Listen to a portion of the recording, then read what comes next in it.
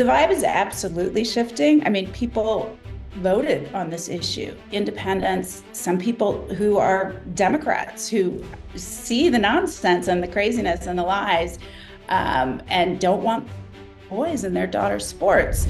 You're watching Restoring America, where we shine a light on the fundamental values of this country and all the reasons why they're worth saving. This week, we're going to talk about the rise and fall of gender ideology. I'm Kaylee McGhee White, and this is Restoring America.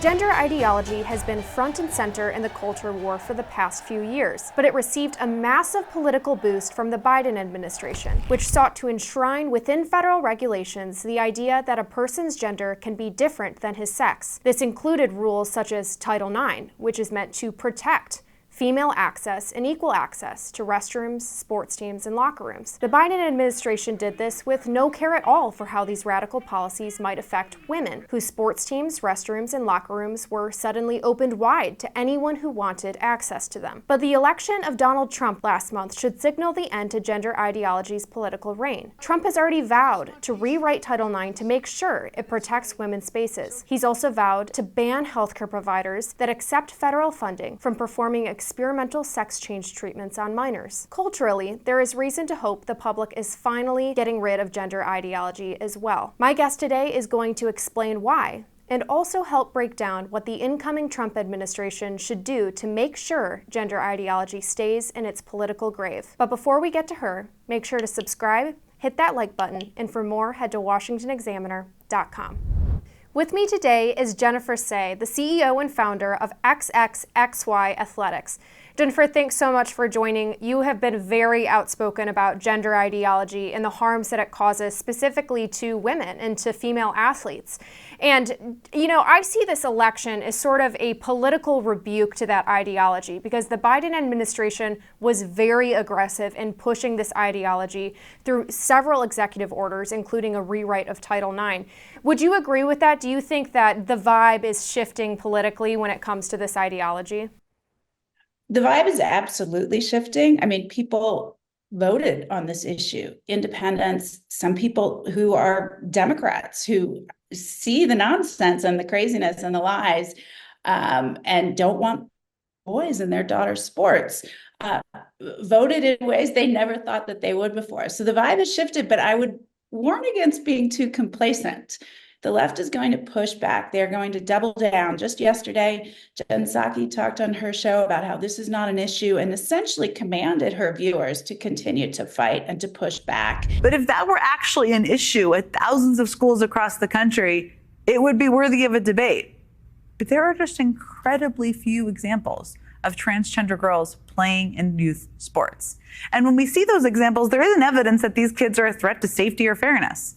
When I say few examples, I mean that if you were to count the examples of transgender girls playing youth sports in any single state, the number often rounds to zero. There's a ton that President Trump will be able to do. He will be able to rescind the rewrite of Title IX, but there's a lot that is outside the reach of the president's authority. The U.S. Olympic Committee is funded largely by private companies, and they are at their behest. The IOC, the International Olympic Committee, which we saw at this summer's games, are just fine with a male beating a woman up and taking her gold medal in the boxing ring. That's an international organization, and they also take most of their funding from private companies. So we need to continue to push to change the culture and make it okay to stand up and say, this is not okay. I want to go back to what you mentioned a little bit earlier about what Donald Trump as president-elect and the incoming president can do about this specifically. He's vowed to ban men from women's sports. He's also vowed to ban gender-affirming care as it's subsidized through Medicare and other federal programs.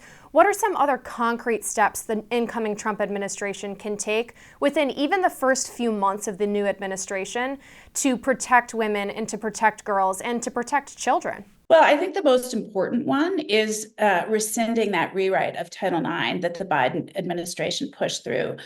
this past April.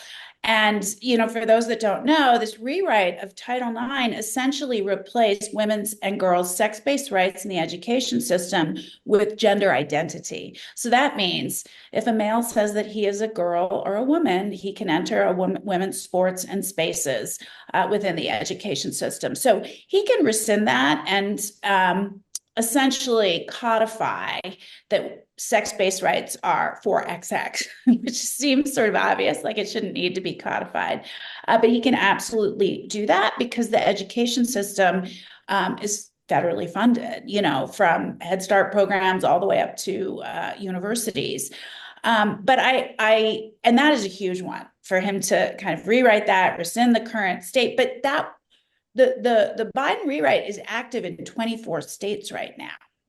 So we need to claw that back. And again, I think culture change is going to be very important. 85% of Americans agree with us, but they don't seem all willing to stand up and say so. They fear the backlash, like what Congressman Seth Moulton just faced last week. Look, I was just speaking authentically as a dad about one of many issues where I think we're just out of touch with the majority of voters.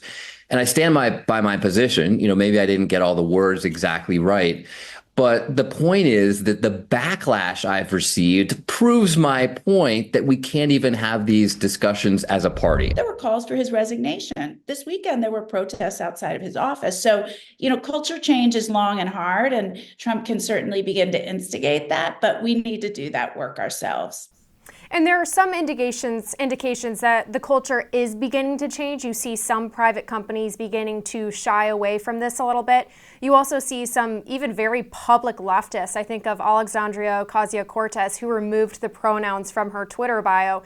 So it seems as if the culture is beginning to change a bit. Would you agree with that? Do you see signs for hope in the culture as well? I absolutely do. And the only reason I just warn against complacency.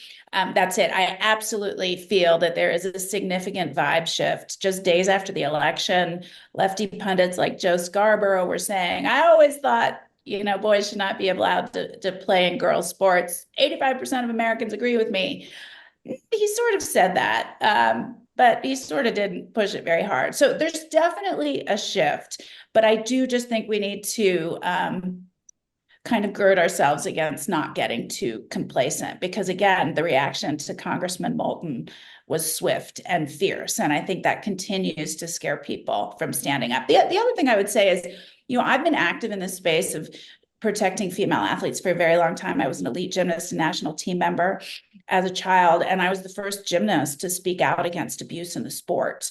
I did that in 2008. And yes, the world knows about it now because of Larry Nassar, but it's still very much happening. And Safe Sport, which was formed by Congress a few years ago, can't even handle the number of reports from athletes and parents. And so these things take time. Culture change takes time. And I think we all just need to continue to be quite vigilant.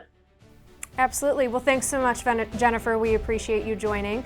For more exclusive interviews, breaking news, and conservative views, be sure to check out washingtonexaminer.com.